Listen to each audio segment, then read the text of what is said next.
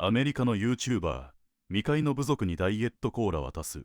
それを聞いたアメリカ人の反応をお楽しみください。 New developments in the case of a 24-year-old American YouTuber arrested after visiting an off-limits island in the Indian Ocean, hoping to establish contact with a reclusive tribe. Take a look here. That tribe, the Sentinelese tribe, seen in that video provided by Survival International. So that YouTuber, Mikhailo Viktorovich Polyakov, has been ordered to stay in custody with another court date and chance for release now set for April 29th, so later on this month. The Scottsdale, Arizona man was arrested March 31st, 2 days after he set foot on the restricted territory of North Sentinel Island, trying to meet the reclusive tribe. Local officials say he left a can of Diet Coke and a coconut as an offering for the tribe, then shot video of the island on his camera and collected sand samples before returning to his boat. A senior police officer explaining there was a violation of Indian laws and meeting the tribe could actually endanger their survival and his. The tribe last made headlines back in 2018 when they killed a 27-year-old American missionary who was trying to enter their territory to preach Christianity. The tribespeople there shot him with arrows as his boat approached that island.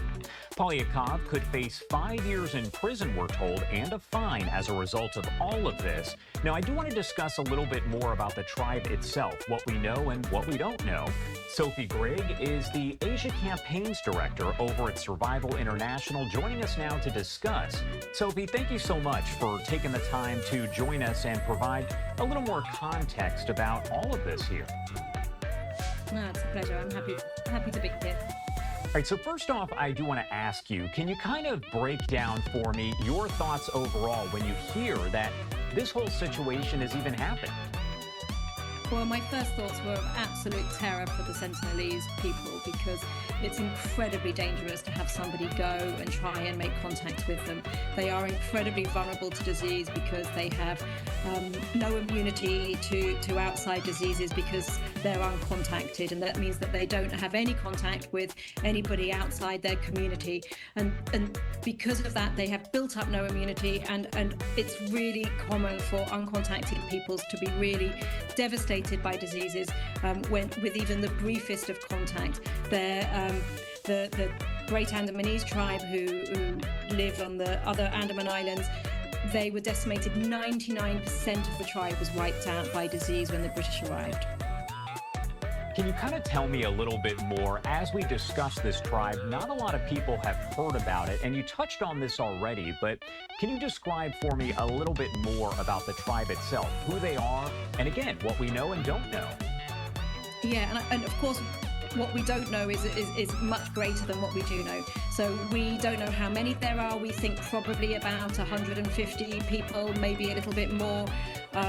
We know that there are hunter-gatherer people, so they and we know that they rely a lot on and they fish in the waters around their territory. They have small boats that are very narrow, only wide enough to just put 1 foot in, which they use just in the areas around the island. They also will hunt wild boar and collect in the forest. We know that they do live in small lean-to houses where each one has a fire, probably for each family.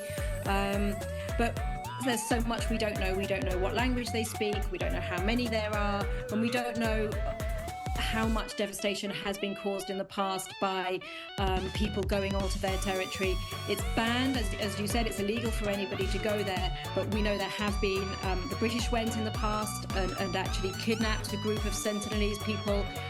2 of them died almost immediately, as often happens with uncontacted people, because they have no resistance to pathogens, and then they returned the children, and we don't know, that could have also triggered an enormous epidemic amongst the people. So we don't know how much they've suffered in the past from this, but we do know that they're absolutely resistant to contact. So when people go and try and land on their territory, they usually warn them first with arrows and then they shoot them. And that's what happened with John Allen Chow.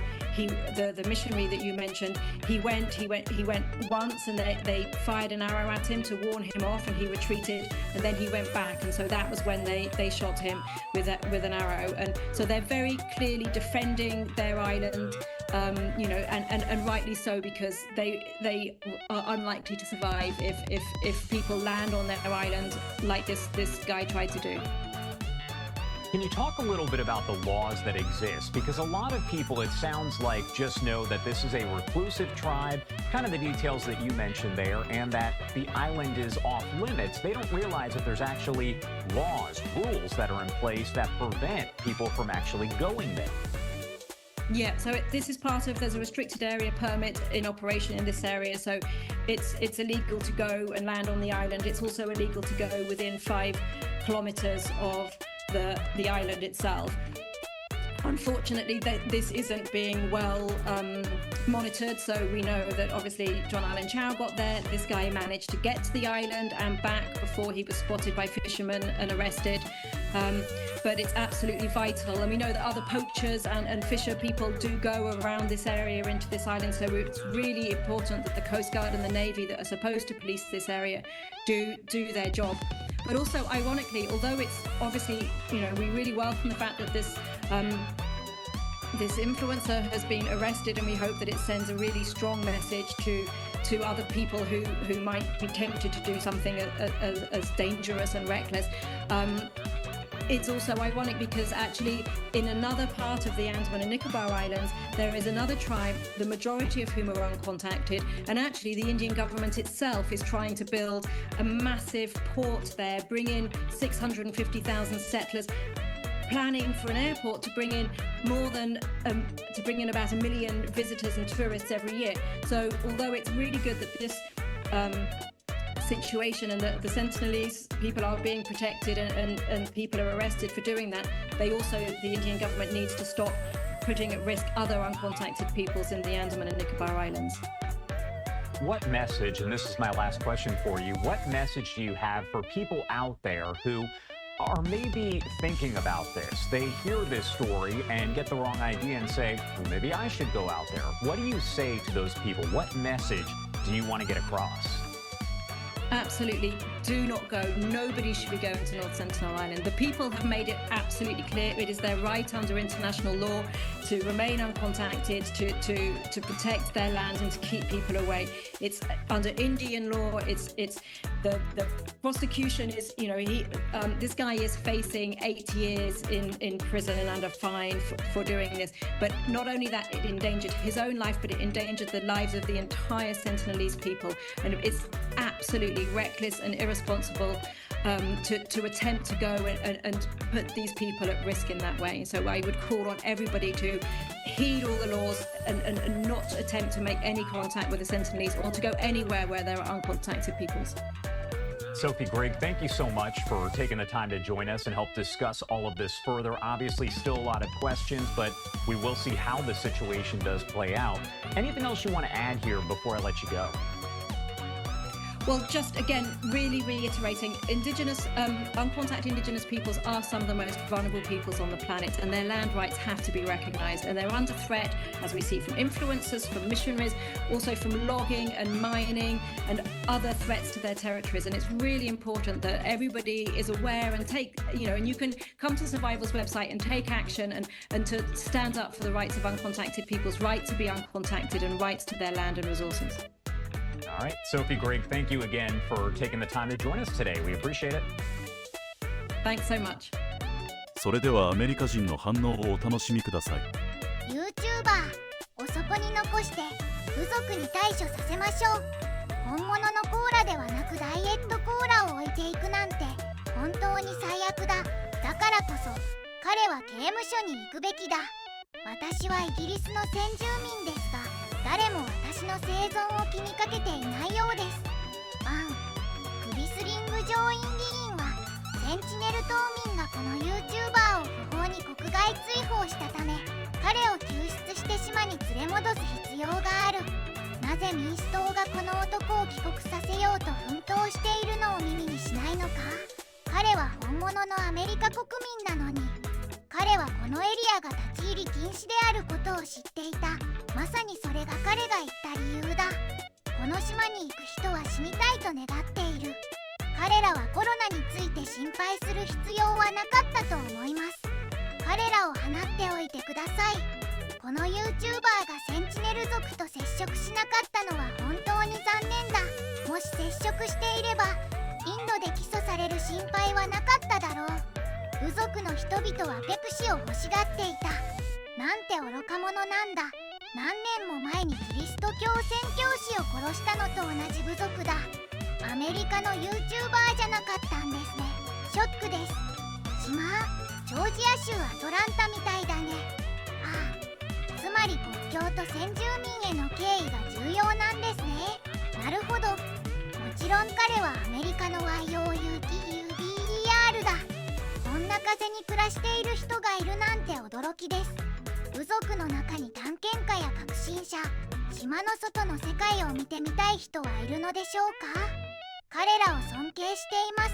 彼らは私たちの多くとは違う独自の集団を持っています。イギリスがハワイに何をしたか考えてみてください。先住民に干渉しないでください。 YouTube の世界で彼の名前を聞いたこともないし、彼が関係するチャンネルも見つけられなかったのに、どうしてこの人が YouTuber なのでしょう。彼らは宣教師を食べたのだろうか。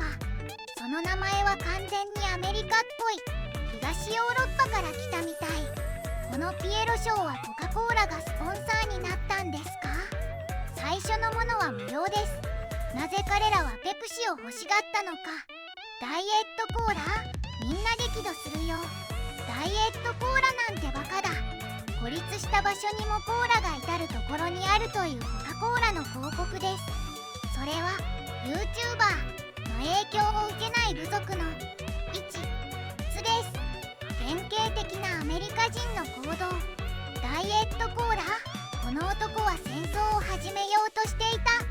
ペプシではないことに腹を立てた。残念ながら米国の国境はこれほど保護されていない。ダイエットコーラの広告だ。私が本当に知りたいのはダイエットコークとココナッツに関税が課されたかどうかだ。ダイエットコーラ、本当？普通のコーラをもっとたくさんあげるべきだった。キンキンに冷えたコーラ12本パックとか。ダイエットコークはコカ・コーラではありません。